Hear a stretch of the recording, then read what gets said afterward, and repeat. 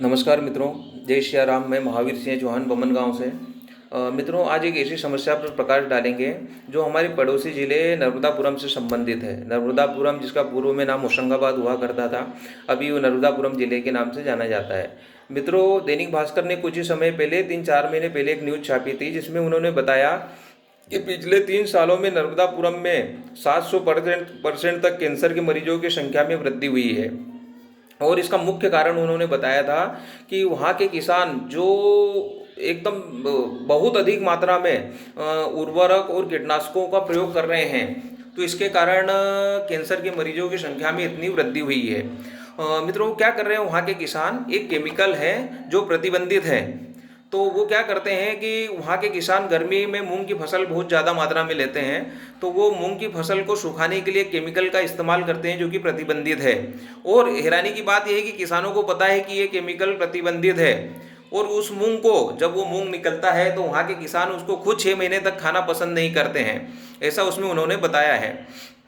और वहाँ पे एक छोटा सा गांव है जिसकी आबादी है मात्र 700 लोगों की। अब 700 लोगों की आबादी के गांव में उन्होंने बताया है कि 6 से 7 कैंसर के पेशेंट हैं और 3 से 4 लोगों की कैंसर से मौत भी हो चुकी है। तो मित्रों, ये एक हैरान कर देने वाली बात है कि 700 लोगों की आबादी वाले गाँव में इतने कैंसर के पेशेंट होना, ये अपने आप में बड़ी बात है। और कहीं ना कहीं ये एक वेकअप कॉल है। और उन्होंने बताया कि वहाँ का हर तीसरा आदमी किसी न किसी गंभीर बीमारी से प्रभावित है। तो मित्रों, ये समस्या सिर्फ नर्मदापुरम जिले की ही नहीं है, ये समस्या हम सब की है, क्योंकि हम सब भी जितनी तेजी से और धड़ल्ले से कीटनाशकों का और उर्वरकों का प्रयोग कर रहे हैं, कहीं ना कहीं ये स्थिति हमारे यहाँ भी उत्पन्न हो गई है। और आज देखिए, आज हमारे भी किसी भी गांव में चले जाइए, आपको 2 से 4 कैंसर के पेशेंट मिलना आम बात है। कहीं भी चले जाइए।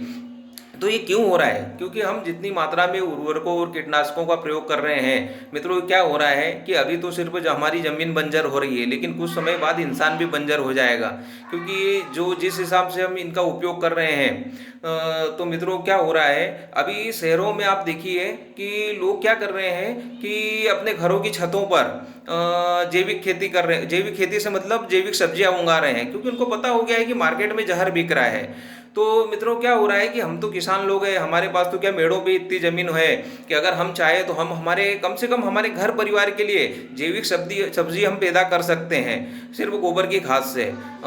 शुरुआत हम हरी सब्जियों से करें, जिसमें क्या है, हरी धनिया है, मेथी है, पालक है, गिलकी, टमाटर, ये सब हम लगाए तो एक शुरुआत कर सकते हैं। और किसी के लिए नहीं, हम खुद के लिए, हमारे घर परिवार को तो एक अच्छा स्वास्थ्य प्रदान कर सकते हैं। मित्रों, हमारे कुछ समय पीछे जाए तो हमारे पूर्वज देखिए, सिर्फ कुछ चीज़ों के लिए बाजार पर निर्भर रहते थे, बाकी सब चीज़ें वो खेत की ही खाते थे और ऑर्गेनिक खाते थे, कितने स्वस्थ रहते थे।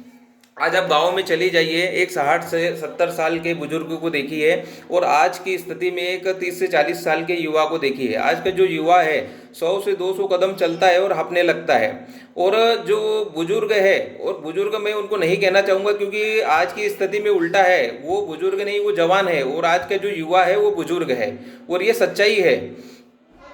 क्योंकि और दूसरा क्या है, अभी इतनी बीमारियां हो गई है, हमारे शरीर की रोग प्रतिरोधक क्षमता खत्म हो गई है। आज एक सामान्य सा बुखार आता है, 8-8 10-10 दिन से पहले जाता नहीं है, 8-8 10-10 दिन हमको दवाई खानी पड़ती है। तो मित्रों, क्या होता है कि जितना कीटनाशक उर्वरकों का प्रयोग होगा यही होगा। तो मित्रों, हमें क्या है, समय के साथ जैविक खेती की ओर जाना है, और शुरुआत हम हरी सब्जियों से करें। अपने घर परिवार के लिए, खुद के लिए हरी सब्जियाँ, ऑर्गेनिक हरी सब्जियाँ घर पे ही उगाए। तो क्या रहेगा, एक हम प्रयास तो करें, क्योंकि शुरुआत हमेशा क्या है, एक छोटे से तो करनी पड़ेगी। हम सब्जियों से शुरुआत करें, फिर धीरे धीरे करके एक दूसरी फसलों की ओर जाए। क्योंकि क्या है मित्रों, आज हम देखिए, सरकार से हम एमएसपी की मांग करते हैं कि सरकार फसलों के भाव बढ़ाए, लेकिन मित्रों, मैं तो एक बात बोलूँगा कि हमें एमएसपी के साथ साथ सरकार से मांग करनी चाहिए स्वास्थ्य की, कि आप हमारा स्वास्थ्य दे दो हमें, और वो स्वास्थ्य हमें तब मिलेगा जब ये कीटनाशक और उर्वरकों पे सरकार क्या है, बैन लगाएगी। नहीं तो क्या है, आप कितना भी एमएसपी ले लो सरकार से, और कितनी भी फसलों के भाव बढ़वा लो, आप की मैक्सिमम कमाई, आप जितना कमा रहे हो उसका ज़्यादा से ज़्यादा पैसा तो आप अस्पतालों को ही दे रहे हो। और आज देखिए, आज हर घर परिवार में कोई ना कोई गंभीर बीमारी से पीड़ित है, इतने मरीज हैं, और आदमी का ज़्यादा से ज़्यादा पैसा हॉस्पिटलों में जा रहा है। तो आप एमएसपी बढ़वा के क्या कर लोगे? कितना पैसा सरकार देगी, उससे ज़्यादा आप हॉस्पिटलों में भरना है। और अगर हमें हमारा स्वास्थ्य मिल गया तो वह भले ही हमको कम पैसा मिले, हम कम खर्चे में जी लेंगे, लेकिन क्या है, अगर हमारा स्वास्थ्य रहा तो सब कुछ हमारे हाथ में, हम सब कुछ कर सकते हैं। लेकिन आज अगर स्वास्थ्य ही नहीं है तो हम क्या कर लेंगे? तो मित्रों, इसलिए क्या है, एक प्रयास करें कि हम जैविक खेती की ओर जाएं। नहीं तो आज क्या है कि जो होशंगाबाद ज़िले के हाल है, हमारे यहाँ भी वही हाल है। और हम नहीं चाहते कि जो होशंगाबाद ज़िले के हाल है, नर्मदापुरम ज़िले के हाल है, वही हाल हमारे भी हो।